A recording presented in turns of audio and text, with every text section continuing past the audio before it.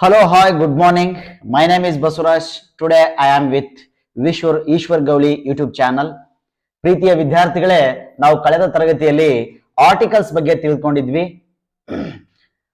First I would like to wish you happy new year to all of you. ಈ ಒಂದು ಹೊಸ ವರ್ಷ ನಿಮ್ಮಲ್ಲೆಲ್ಲ ಹೊಸ ಹರುಷ, ಹೊಸ ಉತ್ಸಾಹ, ನವೋತ್ಸಾಹ, ಪ್ರೇರಣೆ, ಸ್ಫೂರ್ತಿ ಎಲ್ಲದನ್ನ ನಾವು ಈ ಒಂದು ಸೆಲೆಬ್ರೇಷನ್ ಇಂದ ತೆಗೆದುಕೊಳ್ಳೋಣ.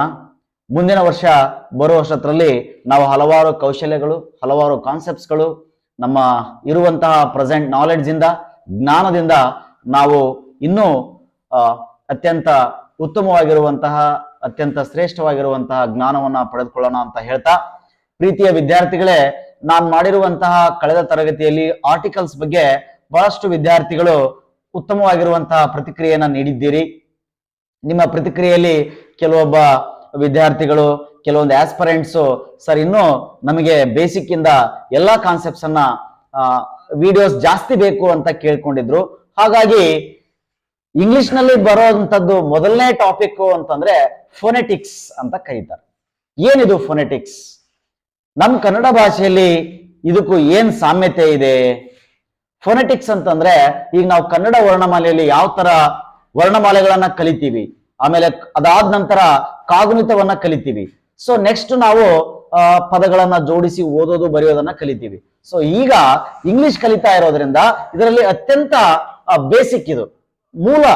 ಒಂದು ಭಾಷೆಯನ್ನ ಕಲಿಬೇಕಾದ್ರೆ ಅದರ ಸೌಂಡ್ ಯಾವ ರೀತಿ ಆಗುತ್ತೆ, ಸೌಂಡ್ ಅಂತಂದ್ರೆ ಧ್ವನಿ ಯಾವ ರೀತಿ ಪ್ರತಿಯೊಂದು ಲೆಟರ್ ವರ್ಡ್ಸ್ ಸೌಂಡ್ ಪ್ರೊಡ್ಯೂಸ್ ಮಾಡುತ್ತೆ, ಪ್ರೊನೌನ್ಸಿಯೇಷನ್ಗೆ ಬಹಳ ಹೆಲ್ಪ್ ಆಗುತ್ತೆ.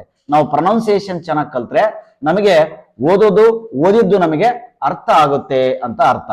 ಈಗ ಫೋನೆಟಿಕ್ಸ್ ಬಗ್ಗೆ ತಿಳ್ಕೊಳ್ಳೋಣ. ಏನ್ ಫೋನೆಟಿಕ್ಸ್ ಇದು? ರೈಟ್, ಇದಕ್ಕೊಂದು definition. The scientific study of speech sounds in language is called phonetics. In English there are 44 sounds out of 26 letters given. ವಿದ್ಯಾರ್ಥಿಗಳೇ ನೋಡಿ, ಇಲ್ಲಿ ಫೋನೆಟಿಕ್ಸ್ ಅಂದ್ರೆ ಏನು, ಇದರ ಅರ್ಥ ಕೊಟ್ಟಿದ್ದಾನೆ, ಇದರ meaning. The scientific study of speech sounds in language is called phonetics.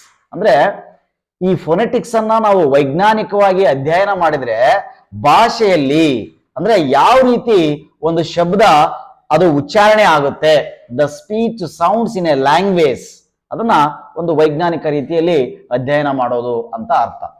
In English ನಿಮಗೆ ಗೊತ್ತಿರಬೇಕಾದ್ರೆ 26 ಅಕ್ಷರಗಳಿದಾವೆ, 26 ಲೆಟರ್ಸ್ ಇದಾವೆ. ಅವಕ್ಕೆ ನಾವು ಆಲ್ಫಾಬೆಟ್ಸ್ ಅಂತ ಕರಿತೀವಿ. ಆ 26 ಲೆಟರ್ಸ್ ಅನ್ನ, ಆಲ್ಫಾಬೆಟ್ಸ್ ಗಳನ್ನ ನಾವು ಎರಡು ರೀತಿಯಾಗಿ ಡಿವೈಡ್ ಮಾಡಿದ್ದೀವಿ. ಒಂದು ವಾವೆಲ್ಸ್, ಇನ್ನೊಂದು ಕಾನ್ಸೋನೆಂಟ್ಸ್ ಅಂತ ಹೇಳಿ. ವಾವೆಲ್ಸ್ ಎಷ್ಟಿದೆ? ವಾವೆಲ್ಸ್ 5 ಇದೆ, ಕಾನ್ಸೋನೆಂಟ್ಸ್ 21 ಇದೆ. So 5 vowels and 21 consonants, total ನಮಗೆ 26 ಅಕ್ಷರಗಳಿದೆ ಅಂತ ಗೊತ್ತಾಗುತ್ತೆ. ರೈಟ್, ಸಿ 26 ಲೆಟರ್ಸ್ ಅನ್ನ ನಾವು ಎರಡು ರೀತಿಯಾಗಿ ಡಿವೈಡ್ ಮಾಡಿದೀವಿ. ಒಂದು 26 ಲೆಟರ್ಸ್ ನಾವು ಎರಡು ರೀತಿಯಾಗಿ ಡಿವೈಡ್ ಮಾಡಿದೀವಿ. ಒಂದು ವಾವೆಲ್ಸ್ ಅಂದ್ರೆ 5 ವಾವೆಲ್ಸ್ ಇದಾವೆ, ಇವು 20 ಸೌಂಡ್ಸ್, 20 ಡಿಫರೆಂಟ್ ಸೌಂಡ್ಸ್ ಅನ್ನ ಮಾಡುತ್ತೆ. ಇದು ಗೊತ್ತಾಗ್ತದೆ.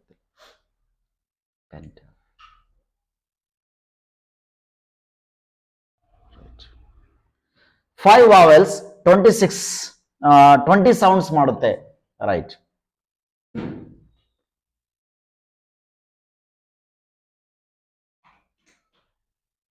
Right.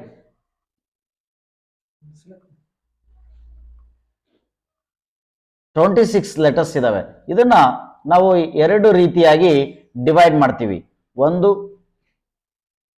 Vowels, second one consonants.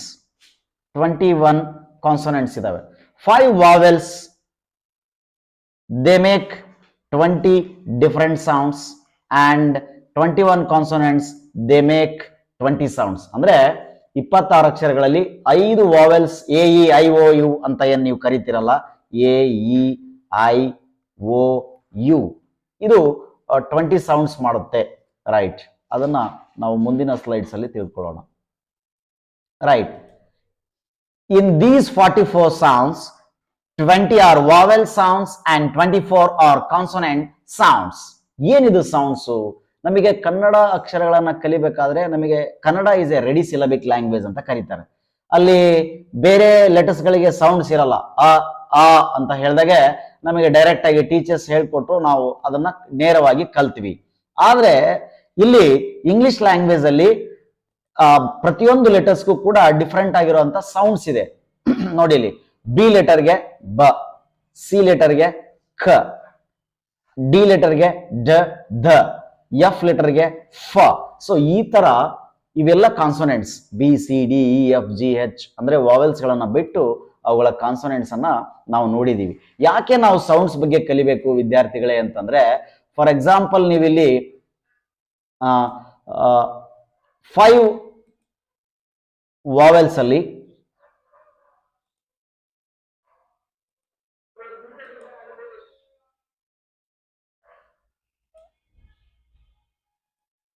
C 5 vowels ಅಲ್ಲಿ ನಮಗೆ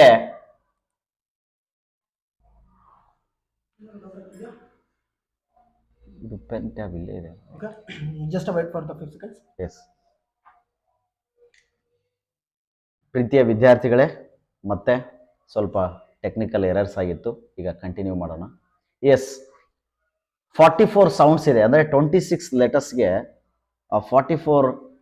26 ಲೆಟರ್ಸ್ಗೆ 44 ಸೌಂಡ್ಸ್ ಇದೆ ಅಂತ ಕರಿತೀವಿ. ಅಂದ್ರೆ ಹೇಗೆ 44 ಸೌಂಡ್ಸ್ ಅಂದ್ರೆ, ಫಾರ್ ಎಕ್ಸಾಂಪಲ್ ಈಗ ಒಂದು ಸಿ ಲೆಟರ್ ಇದೆ, ಇದಕ್ಕೆ 2 ಸೌಂಡ್ ಇದೆ, ಒಂದು ಇನ್ನೊಂದು ಸ ಅಂತ ಹೇಳಿ.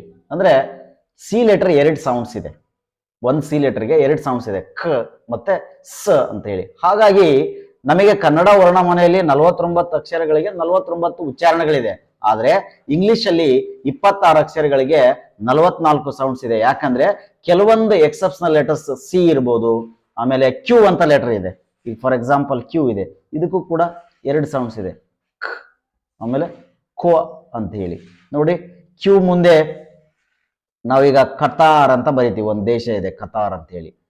ಅದೇ ತರ ನಾವು ಕ್ವಿಕ್ ಅಂತ ಬರ್ದಾಗೆ, ಆಮೇಲೆ ಕ್ವೀನ್ ಅಂತ ಬರ್ದಾಗೆ, ಅಲ್ಲಿ ಕ್ಯೂ ಮುಂದೆ ಯು ಬಂದ್ರೆ ಕ್ವಾ ಸೌಂಡ್ ಮಾಡುತ್ತೆ, ಕ್ಯೂ ಮುಂದೆ ಎ ಬಂದ್ರೆ ಕತಾರ್, ಇಲ್ಲಿ ಕ ಸೌಂಡ್ ಮಾಡ್ತಾ ಇದೆ. ಹಾಗಾಗಿ 26 ಲೆಟರ್ಸ್ಗೆ 44 ಸೌಂಡ್ಸ್ ಇದೆ. 5 ವಾವೆಲ್ಸ್ ಇಂದ 20 ಸೌಂಡ್ಸ್ ಇದ್ರೆ 21 ಕಾನ್ಸೋನೆಂಟ್ಸ್ ಇಂದ 24 ಸೌಂಡ್ಸ್ ಇದೆ. ನೋಡಿ, ಈಗ ಸೌಂಡ್ಸ್ ಗಳನ್ನ ಬೇಗ ನಾವು ನೋಡ್ಕೊಂಡ್ ಬಿಡೋಣ. ಬಿ ಲೆಟರ್ಗೆ ಬ, ಸಿ ಲೆಟರ್ಗೆ ಖ ಸ ಅಂತಾನು ಇದೆ, ಡಿ ಲೆಟರ್ಗೆ 2 ಸೌಂಡ್ ಇದೆ, ಡ ಧ, ಎಫ್ ಲೆಟರ್ಗೆ ಫ, ಫ್ಯಾನ್, ಫಿಶ್, 5 ಈ ತರ. ಜಿ ಲೆಟರ್ಗೂ ಕೂಡ 2 ಸೌಂಡ್ ಇದೆ. ಜಿ ಲೆಟರ್ಗೆ ಯಾವ್ದು ಒಂದು ಜಿ ಲೆಟರ್ಗೆ 2 ಸೌಂಡ್ ಇದೆ. ಯಾವುದು? ಒಂದು ಗ, ಇನ್ನೊಂದು ಜ ಅಂತ ಹೇಳಿ. ನೋಡಿ, ಗ್ಯಾಟ್, ಗೆಟ್, ಗಾಟ್. ಜಿ ಲೆಟರ್ ಜ ಸೌಂಡ್ ಯಾವಾಗ ಮಾಡುತ್ತೆ? ಮೆಸೇಜ್. ಈಗ ಮೆಸೇಜ್ ಅಂತ ವರ್ಡ್ ಇದೆ, ಮೆಸೇಜ್ ಅಂತ ಇದೆ. ಮೆಸೇಜ್ ಅಂತ ವರ್ಡ್ ಅಲ್ಲಿ ನೋಡಿ, ಇಲ್ಲಿ ಮೆಸೇಜ್ ಜಿ, ಇಲ್ಲಿ ಕೇಜ್ ಅಂತ ಬರಿತೀನಿ ನಾ. ನೆಕ್ಸ್ಟ್ ವರ್ಡ್ ಅನ್ನ ಕೇಜ್ ಅಂತ ಬರಿತೀನಿ, ಕೇಜ್. ನೋಡಿ, ಇಲ್ಲಿ ಕೂಡ ಜ ಸೌಂಡ್ ಮಾಡ್ತಾ ಇದೆ, ಜಿ ಮುಂದೆ ಈ ತರ ಇ ಬಂದಾಗ. ಹಾಗಾಗಿ ಜಿಗೆ 2 ಸೌಂಡ್ ಇದೆ. ಹೆಚ್ಗೆ ಹ, ಹ್ಯಾನ್, ಹ್ಯಾಟ್, ಹಾಪ್, ಜೆ, ಝ, ಕೆ, ಖ. ನೆಕ್ಸ್ಟ್ ಎಲ್, ಲ, ಎಂ, ಮ, ಎನ್, ನ. ನೆಕ್ಸ್ಟ್ ಪಿ, ಪ. ಕ್ಯೂಗ್ ನೋಡಿ ಕ್ವಾ ಅಂತ ಇದೆ, ಆಮೇಲೆ ಇನ್ನೊಂದು ಕ್ವಾ ಅಂತಾನು ಇದೆ. ಆರ್ಗೆ ರ್, ಎಸ್ಗೆ ಸ, ಟಿಗೆ ಠ, ತ. ಟಿ ಲೆಟರ್ಗೆ 2 ಸೌಂಡ್ ಇದೆ. ಟಿ ಲೆಟರ್ ಇದಕ್ಕೆ 2 ಧ್ವನಿಗಳಿದಾವೆ. ಸೌಂಡ್ ಅಂದ್ರೆ ಧ್ವನಿ ಅಂತ, ಒಂದು ಟ, ಇನ್ನೊಂದು ತ. ನೋಡಿ, ಇಲ್ಲಿ ಟಿಪ್, ಟಾಪ್, ತಿಕ್ ಅಂತ ಬಂದಾಗ ಇಲ್ಲಿ ಟ ಸೌಂಡ್ ಮಾಡುತ್ತೆ. ಅದೇ ತರ ಥಿಂಕ್, ಥಾಟ್. ಸೊ ಈ ತರ ವರ್ಡ್ ಬಂದಾಗೆ ಟ ಸೌಂಡ್ ಮಾಡುತ್ತೆ. ವಿ, ವ. ವಿ ಸೌಂಡ್, ವಿ ಲೆಟರ್ ಏನ್ ಸೌಂಡ್ ಮಾಡುತ್ತೆ? ವ, ಕನ್ನಡದ ವ. ಡಬ್ಲ್ಯೂ, ಇದು ಕೂಡ ವ. watch, when, what. X letter has two different sound. ಇಲ್ಲಿ ನೋಡ್ಕೊಳ್ಳಿ ವಿದ್ಯಾರ್ಥಿಗಳೇ, X letter ಗೆ ಎರಡು ಸೌಂಡ್ ಇದೆ. ಯಾವುದು? ಕ್ಷ ಒಂದು, ಇನ್ನೊಂದು ಜ ಅಂತ ಹೇಳಿ, ಝ. ಯಾವಾಗ ಕ ಮಾಡುತ್ತೆ, ಯಾವಾಗ ಝ ಮಾಡುತ್ತೆ ಇದು ಅಂತಂದ್ರೆ, ಈಗ ಎಕ್ಸ್ ಏನಾದರೂ ಒಂದು ವೇಳೆ ಮೊದಲ ಅಕ್ಷರದ ವರ್ಣ ಮೊದಲಲ್ಲಿ ಬಂದ್ರೆ, ಫಾರ್ ಎಕ್ಸಾಂಪಲ್ ಹೇಗೆ ಒಂದು ವರ್ಣ ಬಿಗಿನಿಂಗ್ ಅಲ್ಲಿ ಬಂದ್ರೆ, ಸಿ ಈಗ ಜೆರಾಕ್ಸ್ ಅಂತ ವರ್ಡ್ ಇದೆ, ಜೆರಾಕ್ಸ್, ಹೌದಾ? ಇಲ್ಲಿ ಎಕ್ಸ್ ಲೆಟರ್ ಇದೆ ಅಲ್ಲ, ಎಕ್ಸ್ ಲೆಟರು ಏನ್ ಸೌಂಡ್ ಮಾಡುತ್ತೆ ಅಂತಂದ್ರೆ ಝ ಸೌಂಡ್ ಮಾಡುತ್ತೆ, ಝ. ಒಂದ್ ವೇಳೆ ಕೊನೆಯಲ್ಲಿ ಬಂದ್ರೆ ಆಕ್ಸ್, ಫಾಕ್ಸ್, ಇಲ್ಲಿ ಕ್ಸ ಸೌಂಡ್ ಮಾಡುತ್ತೆ. ಎಕ್ಸ್ ಲೆಟರ್ಗೆ ಎರಡು ಸೌಂಡ್ ಇದೆ, ವೈಗೆ ವ, ಝಡ್ಗೆ ಝ. ಸೊ ಈ ತರ ಇವು 21 ಕಾನ್ಸೋನೆಂಟ್ಸ್ಗೆ 24 ವಾವೆಲ್ ಸೌಂಡ್ಸ್ ಇದೆ, ರೈಟ್? ಈಗ ನಾವು 26 ಅಕ್ಷರಗಳಿಗೆ 44 ಸೌಂಡ್ಸ್ ಇದೆ ಅಂತ ತಿಳ್ಕೊಂಡ್ವಿ. ಈಗ ಅವು ಯಾವ ಸೌಂಡ್ಸ್ ಅನ್ನೋದನ್ನ ನಾವು ಮುಂದಿನ ಸ್ಲೈಡ್ಸ್ ಅಲ್ಲಿ ತಿಳ್ಕೊಳ್ಳೋಣ. S, vowels 20. These vowel sounds ಅಂದ್ರೆ ಧ್ವನಿ ವಿದ್ಯಾರ್ಥಿಗಳೇ. ಕನ್ನಡದಲ್ಲಿ ಆ ತರ ಇಲ್ಲ, ಇಂಗ್ಲಿಷ್ ಅಲ್ಲಿ ಮಾತ್ರ ಈ ತರ ಇದೆ. Can be divided into 2 categories as follows. Pure vowels, diphthongs ಅಂತ ಕರಿತೀವಿ ನಾವು. ವಾವೆಲ್ಸ್ 5 ವಾವೆಲ್ಸ್ 20 ಸೌಂಡ್ಸ್ಗೆ ಅದರಲ್ಲಿ 20 ಧ್ವನಿಗಳಿವೆ, ಡಿಫ್ರೆಂಟ್ 20 ಧ್ವನಿಗಳನ್ನು ಮಾಡ್ತವೆ, 5 ವಾವೆಲ್ಸ್. ಆ 20 ಧ್ವನಿಗಳಲ್ಲಿ 2 ಕ್ಯಾಟಗರಿ ಇದೆ, ಪ್ಯೂರ್ ವಾವೆಲ್ಸ್ ಮತ್ತೆ ಡಿಪ್ಟಾಂಗ್ಸ್ ಅಂತ ಹೇಳಿ. ಏನು ಪ್ಯೂರ್ ವಾವೆಲ್ಸ್ ಅಂದ್ರೆ ಏನು, ಡಿಫ್ಟಾಂಗ್ಸ್ ಅಂದ್ರೆ ಏನು? Right, battery, your battery is running low. C,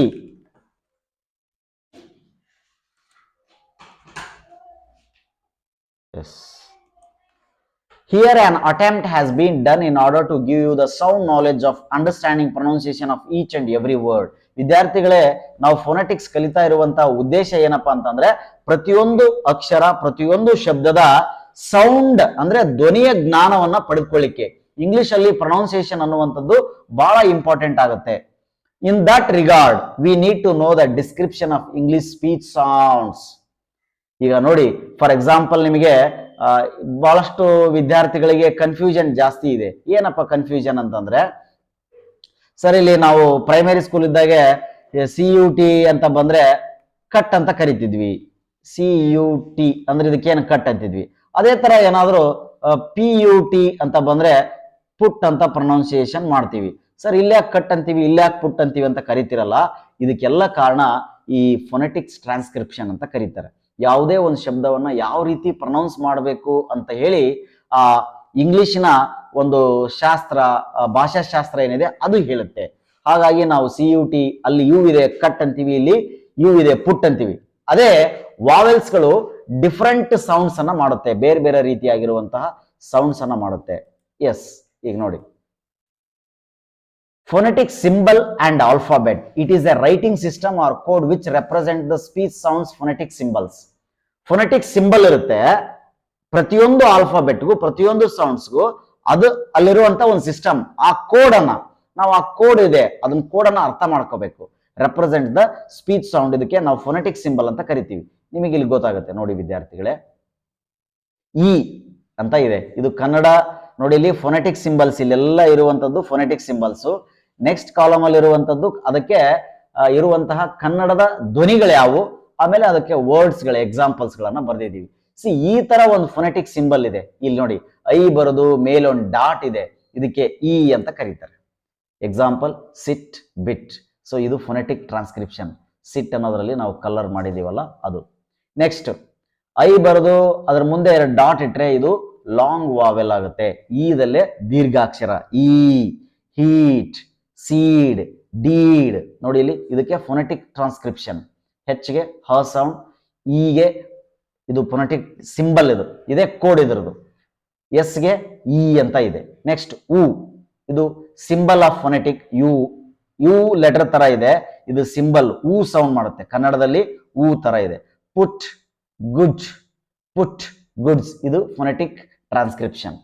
long ಉ ಇದೆ, ದೀರ್ಘ ಸ್ವರ, ಊ, ಫುಡ್, ಟ್ರೂತ್.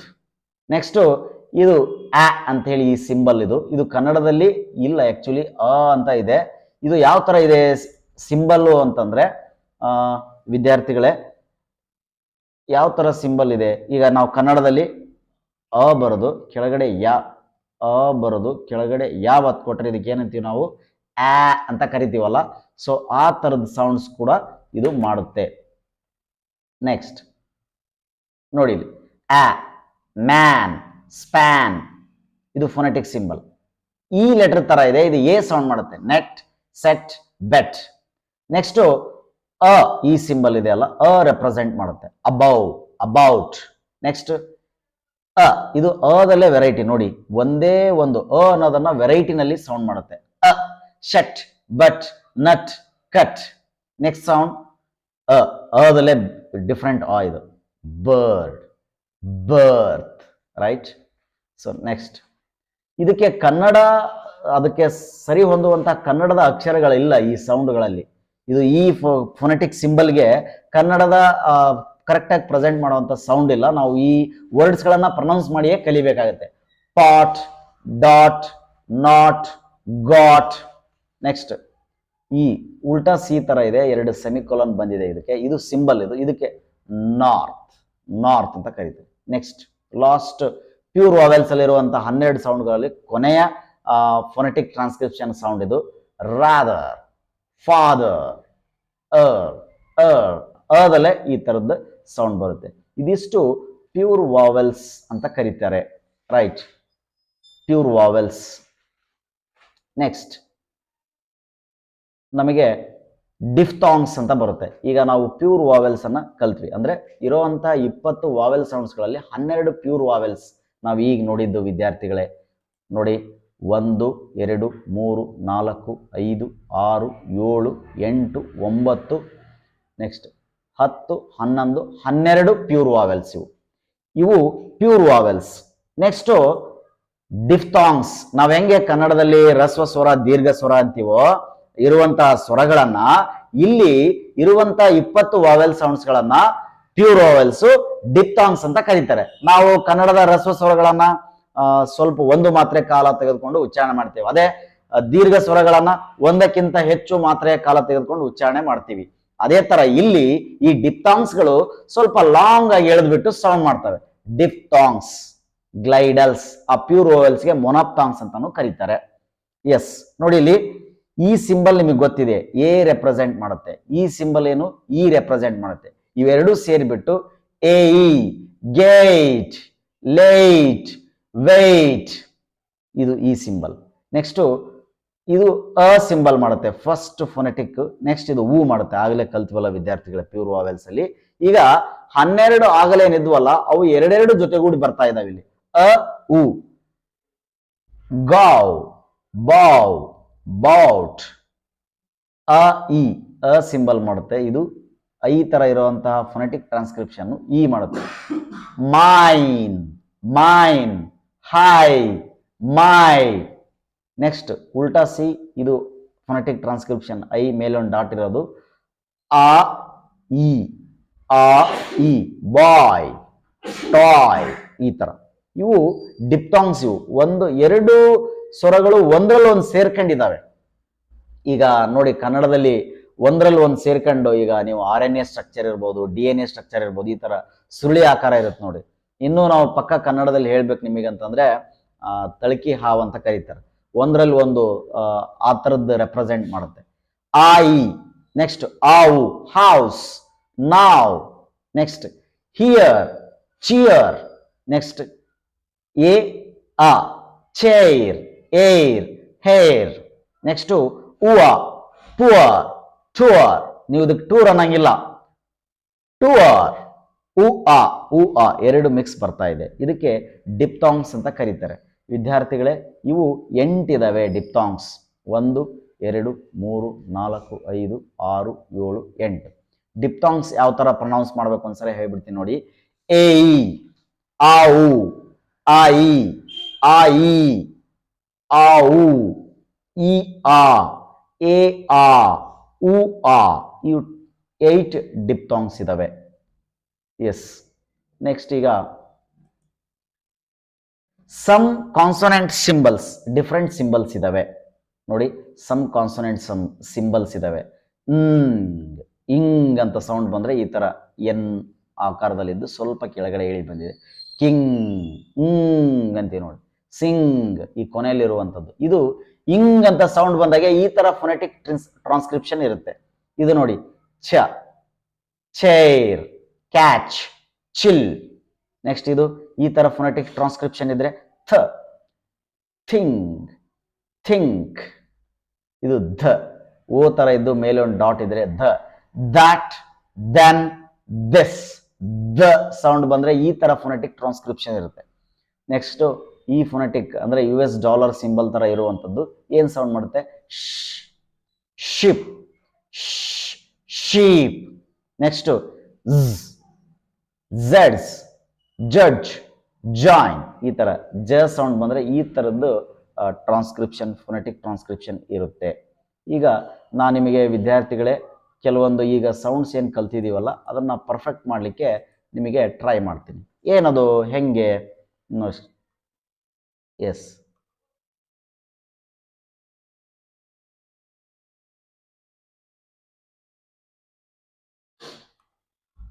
ಎಸ್,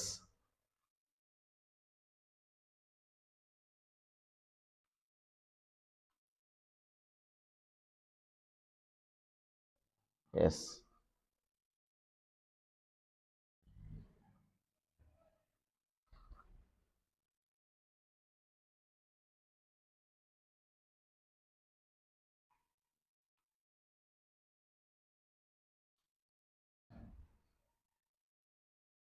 ಎಸ್, ನೋಡಿ ಇಲ್ಲಿ ಈಗ ವಿದ್ಯಾರ್ಥಿಗಳೇ,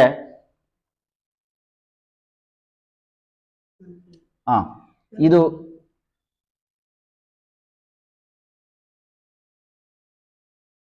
ನೋಡಿ ಸಿಂಬಲ್ಸ್ ಬರಿತೀನಿ, ನಾನು ಅದಕ್ಕೆ ಸೌಂಡ್ ಹೇಳ್ತೀನಿ. ಈ ತರದ ಸಿಂಬಲ್ ಇದ್ರೆ ಏನ್ ಸೌಂಡ್ ಮಾಡುತ್ತೆ? ಇದು ಎ ಸೌಂಡ್ ಮಾಡುತ್ತೆ ನೋಡಿ. ನೆಕ್ಸ್ಟ್ ಸಿಂಬಲ್ ಈ ತರ ಸೌಂಡ್ ಇದ್ರೆ ಇದು ಅ ಸೌಂಡ್ ಮಾಡುತ್ತೆ.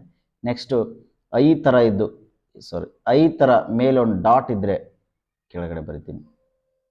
ಐ ತರ ಇದ್ದು ಈ ತರ ಏನ್ ಸಿಂಬಲ್ ಇದು? ಇ ರೆಪ್ರೆಸೆಂಟ್ ಮಾಡುತ್ತೆ. ಐ ಇದ್ದು ಮೇಲೆ ಮುಂದೆ ಕೆಳಗಡೆ ಪಕ್ಕದಲ್ಲಿ ಡಾಟ್ ಇದ್ರೆ ಅದು ಲಾಂಗ್ ಇ ಸೌಂಡ್ ಮಾಡುತ್ತೆ ವಿದ್ಯಾರ್ಥಿಗಳೇ.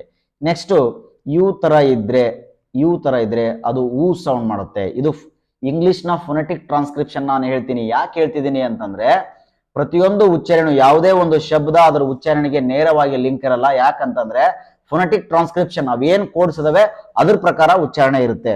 ಈಗ ಯು ತರ ಸಿಂಬಲ್ ಇದ್ದು ಅದ್ರ ಮುಂದೆ 2 ಡಾಟ್ ಇದ್ರೆ ಅದು ಲಾಂಗ್ ಊ ಸೌಂಡ್ ಮಾಡುತ್ತೆ. ಗೊತ್ತಾಯ್ತು? ನೆಕ್ಸ್ಟ್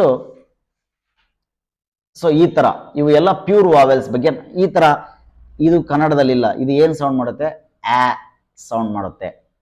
ನೆಕ್ಸ್ಟ್ ಎ ತರ ಇರುತ್ತೆ, ಇದು ಕೂಡ ಅ ಸೌಂಡ್ ಮಾಡುತ್ತೆ. ನೆಕ್ಸ್ಟ್ ಈ ತರ ಇದ್ದು ಇದು ನೋಡಿದ್ವಲ್ಲ ನಾವು, ಇದು ಕೂಡ ಅ ಸೌಂಡ್ ಮಾಡುತ್ತೆ. ಬರ್ಡ್, ಬರ್ತ್. ಸೊ ಆ ತರ. ನೆಕ್ಸ್ಟ್ ಈಗ ಇವುದು ಎಲ್ಲ ಪ್ಯೂರ್ ವಾವೆಲ್ಸ್ ಆಯ್ತು. ನೆಕ್ಸ್ಟ್ ಬಂದ್ಬಿಟ್ಟು ಡಿಪ್ತಾಂಗ್ಸ್ ಯಾವ ತರ, ಡಿಪ್ತಾಂಗ್ಸ್ ಸೌಂಡ್ಸ್ಗಳು ಯಾವ ತರ ಅಂತ ನೋಡೋಣ. ಡಿಪ್ತಾಂಗ್ಸ್ ಅಂತಂದ್ರೆ ಲಾಂಗ್ ವಾವೆಲ್ಸ್.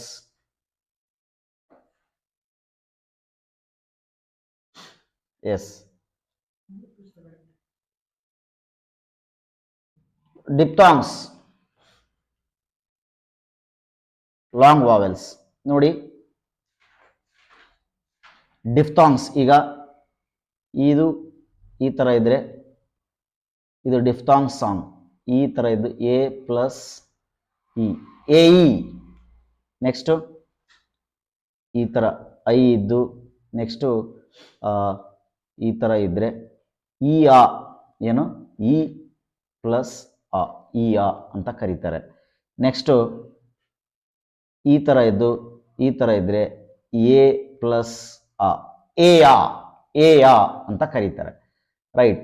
ಸೊ ನಿಮಗೆ ಇನ್ನೂ ಕ್ಲಾರಿಟಿಯಾಗಿ ಸಿಗ್ಬೇಕಂದ್ರೆ ಕೆಲವೊಂದು ನಾವಿಲ್ಲಿ ಇದ್ರ ಮೂಲಕ ಬರಬೇಕಾಗುತ್ತೆ.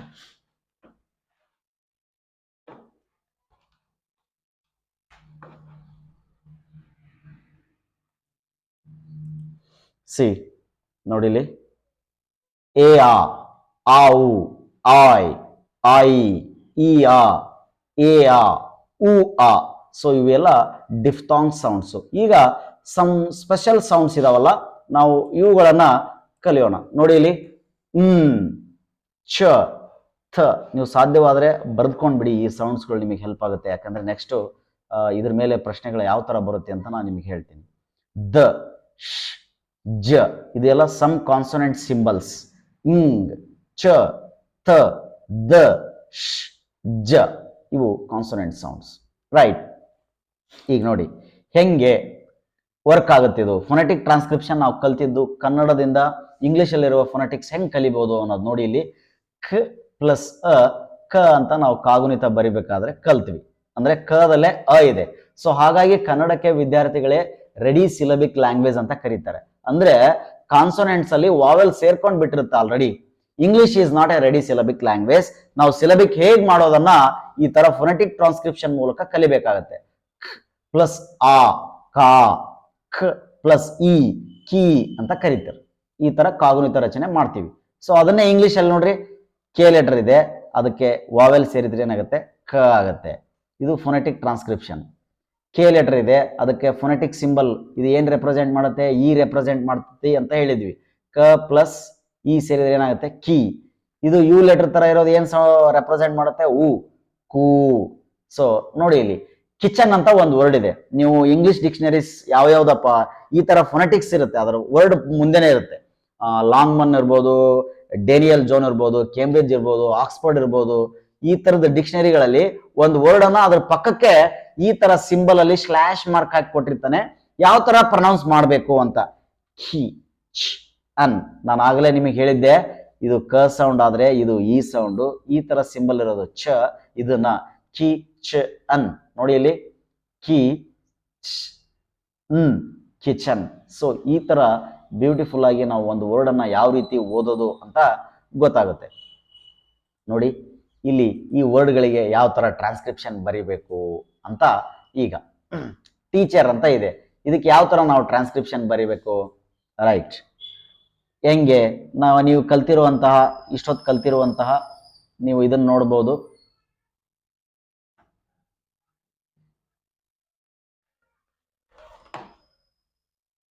ಇಷ್ಟೊತ್ತು ನಾವೇನ್ ಕಲ್ತಿರುವಂತಹ. ರೈಟ್. ಸೊ ಇಲ್ಲಿ ಟೀಚರ್ ಅಂತ ಇದೆ. ಈ ಟೀಚರ್ಗೆ ಯಾವ ತರ ಫೊನೆಟಿಕ್ ಟ್ರಾನ್ಸ್ಕ್ರಿಪ್ಷನ್ ಬರೆಯೋದು ಅಂತ ಅಂದ್ರೆ, ಟೀಚರ್ಗೆ ಯಾವ ತರ ಫೊನೆಟಿಕ್ ಟ್ರಾನ್ಸ್ಕ್ರಿಪ್ಷನ್ ಬರೆಯೋದು ಅಂದ್ರೆ, ಇಲ್ಲಿ ಟಿ ಇದು ಮಾಡುತ್ತೆ, ಈ ಸೌಂಡ್ ಈ ತರ, ಟಿ. ಚ ಸೌಂಡ್ ಬಂದ್ರೆ ಹೇಗೆ, ಈ ತರ ಟಿ, ಅ, ಆರ್. ಇದು ಏನಿದು ಫೊನೆಟಿಕ್ಸ್ ಟ್ರಾನ್ಸ್ಕ್ರಿಪ್ಷನ್ ಫಾರ್ ಟೀಚರ್ ಅಂತ ವಿದ್ಯಾರ್ಥಿಗಳೇ ನೋಡಿ. ನೆಕ್ಸ್ಟ್ ನಮಗೆ ಮುಂದಿನ ಯಾವ್ದು ಬರುತ್ತೆ, ಗುಡ್ ಅಂತ ಇದೆ. ಇದನ್ನ ಹೆಂಗ್ ಬರೆಯೋದು ಫೊನೆಟಿಕ್ ಟ್ರಾನ್ಸ್ಕ್ರಿಪ್ಷನ್ ಅಲ್ಲಿ ನಾವು ಯಾವ ತರ ಬರಿಬೇಕು ಅಂತಂದ್ರೆ, ಫೊನೆಟಿಕ್ ಟ್ರಾನ್ಸ್ಕ್ರಿಪ್ಷನ್ ಅಲ್ಲಿ ಗುಡ್ ಅಂತ ಇದೆ. ಈ ತರ ಜಿ ಸಿಂಬಲ್ ಏನಿರುತ್ತೆ ಈ ತರ ಇರುತ್ತೆ. ಇದು ಏನ್ ರೆಪ್ರೆಸೆಂಟ್ ಮಾಡುತ್ತೆ, ಯು ಮಾಡುತ್ತೆ. ರೈಟ್.